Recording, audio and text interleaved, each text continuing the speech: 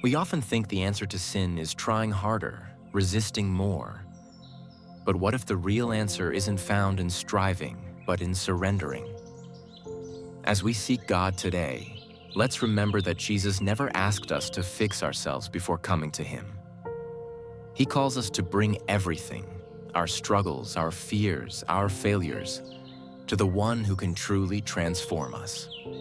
Let's begin. Sin is not your main enemy. Sin is the fruit of an unhealthy branch. Trying to fix sin or sin less is a futile approach. I have wrestled with various sins my whole life, and whenever I try to correct my behaviors, I either fail outright or manage to endure for a short time before becoming entangled in them again. So if fixing my sins isn't the answer, what is? First, we must recognize that every sin has a cause. Often, that cause is more hidden or complex than we realize. Take self-control, for example. In my struggle with overeating, I might vow to make better choices, yet I still find myself reaching for unhealthy food in unhealthy amounts. But the food has always been there, always available. So is the real battle against the food, or is it against whatever part of me feels like I need it? I have found that while some foods may be addictive, the problem goes deeper than physical cravings. I may be seeking comfort, numbing my mind to alleviate stress or hurt, or running on empty instead of truly resting. These are things even the world recognizes. But as believers, we must go further. We must recognize that the comfort, healing, and contentment we seek can only be found by running to God. A couple of years ago, my wife and I decided to try and give up all unhealthy food for the season of Lent. This included not just sugary treats that I enjoyed the most, but any food that was not nutritious or was more harmful than helpful. In other years, I'd attempted similar things to no avail. But that year, I succeeded. I realize now that the difference had nothing to do with self-hatred, effort to fight food, or any other go-to solution from the past.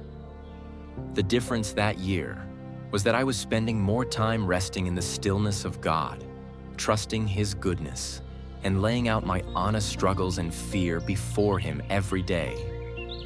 Many know that God is the answer. But when my sin and pain are at their worst, that truth has often felt too vague to help.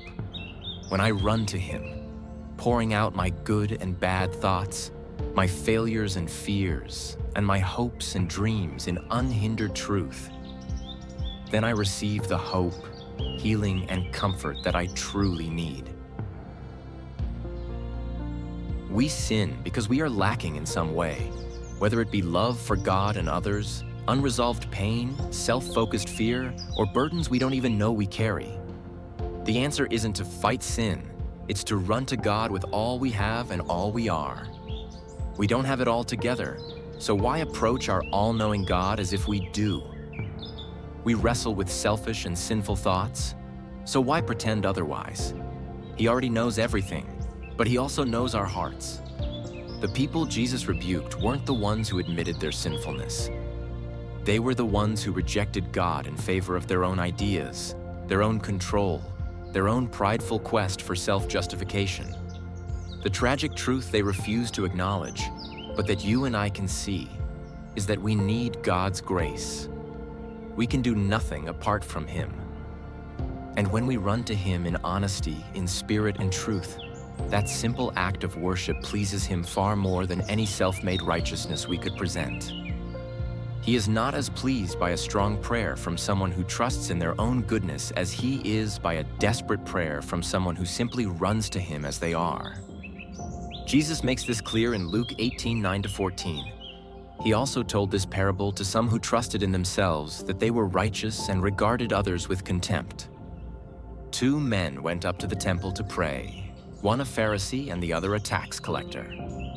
The Pharisee, standing by himself, prayed, "God, I thank you that I am not like other people, thieves, rogues, adulterers, or even like this tax collector.